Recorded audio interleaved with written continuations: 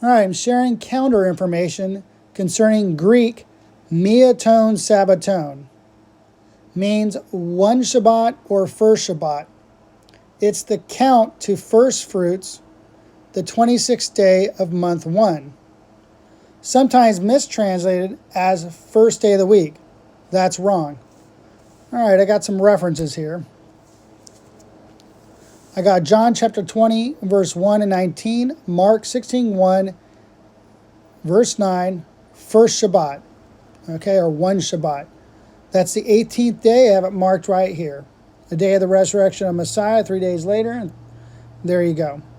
So you got first Shabbat. I also got King James, Luke chapter 6, verse 1, second Shabbat after the first. So that'd be the 25th day right here. Okay? So you got first Shabbat, and then you got second Shabbat. I count to first fruits here. So I also show here in John chapter 20, verse 26, and it says, and after 8 days, again, his disciples were within, and Thomas with them. Then came Jesus, the doors being shut, and stood in the midst, and said, peace be unto you. So it says, after 8 days, again. So let's go up here and look at that. So they first met right here, and then it says they met again 8 days later. There you go. So you got 1, 2, 3, 4, 5, 6, 7, 8. So there you go. Lands on first fruits. The first count leading up to Pentecost, 50 days. Of course, that'd be 50 days later. All right. Of course, first fruits, the 26th day, is the first count leading to Pentecost, the 50th day. Here's John chapter 20, verse 19, as I was mentioning earlier. I had mentioned right here. As it says, John chapter 20, verse 9, then the same day at evening, being one of the Shabbats, that'd be 18th, first Shabbat, when the doors were shut, where the disciples were assembled for fear of the Jews, came Yahusha and stood in the midst and said unto them, peace be unto you. John chapter 20, verse 24, but Thomas, one of the 12, called Didymus, was not with them when Jesus came, right? He wasn't with them. Here we go with John chapter 20, verse 26 again. And after 8 days later, his disciples were within, and Thomas with them. Then came Yahusha, the doors being shut, and stood in the midst and said, peace be unto you. So again, it says 8 days later, they met again. So let me show that one more time. Right? First Shabbat when they first met. Then it says 8 days later. So, as I said, 1, 2, 3, 4, 5, 6, 7, 8.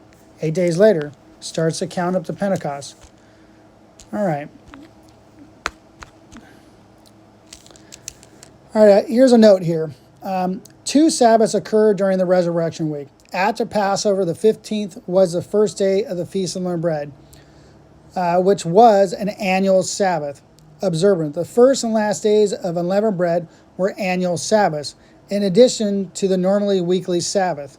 You can find those there. Leviticus chapter 23, 4 through 8, Exodus 12, and there you go. Okay. I'm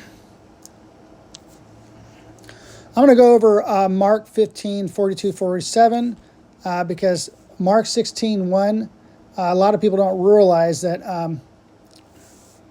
as it says in 42, and now when this evening was come, because it was a preparation, that is the day before the Sabbath.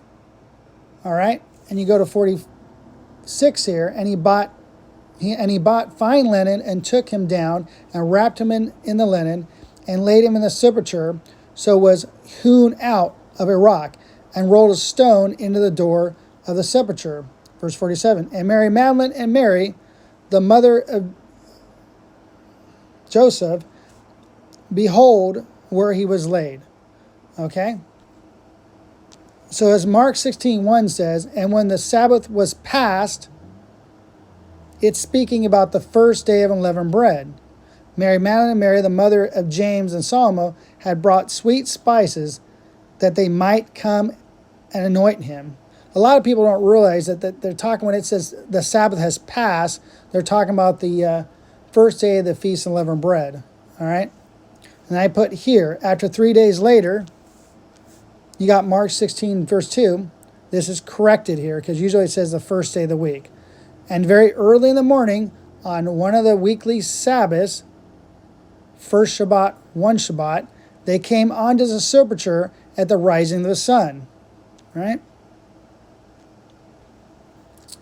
Mark 16:9. And now when Jesus was risen early, the first Shabbat, he appeared first to Mary Magdalene, out of whom he had cast out 7 demons. So a lot of times this verse wants to be, a lot of people want to translate this as he rose on the first of the week, like on Sunday, but that's incorrect. Chapters were a later addition to the text. You read it in context, you can clearly see that the Sabbath that was passed would have been the first day of Feast of Unleavened Bread. And then, of course, 16:2, of course, early in the morning, obviously he has risen, they came to the Shabbat, and it moves forward after that. All right, I have here, this first Shabbat is a count to first fruits. When you shall wave the sheaf, per Leviticus chapter 23, verse 11. I'll show here it's pointing to the same day. Obviously, I put the Passover and the Feast of Unleavened Bread, Leviticus chapter 23, 4 through 8. You got here verse 4, the Feast of Yahuwah. Verse 5, 14th day, Yahuwah's Passover. And verse 6, it says the 15th day of the same month is the Feast of Unleavened Bread. Unto Yahuwah, 7 days you must eat unleavened bread. And the first day you shall have a holy convocation, you shall do no servile work therein. But you shall offer an offering made by fire unto Yahuwah, 7 days. In the 7th day is a holy congregation, you shall do no servile work therein. So you can see, the first day is no servile work, right? And the 7th day is no servile work. And I also put here too, I'm just showing how everything lines up, that after the Feast of Unleavened Bread is finished, you get the 26th day is when the wave sheaf should be offered, when the count up to Pentecost should start, basically 2 weeks later. As I put here, Feast of Unleavened Bread is finished. So is the 21st day. You see, the Feast of Unleavened Bread is finished. When you go read this text, Feast of Unleavened Bread is finished. So is the 21st day. The next Shabbat that follows is the 25th day. So as you read in Leviticus chapter 23, verse 11, and he shall wave the sheaf before Yahuwah to be accepted for you.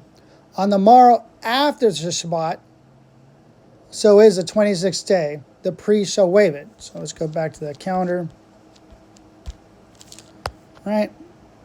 So as he said, after the Feast of Unleavened Bread in Leviticus chapter 23, right, after it's done, and then it says, on the morrow after this Shabbat, you shall wave it. Do you see that?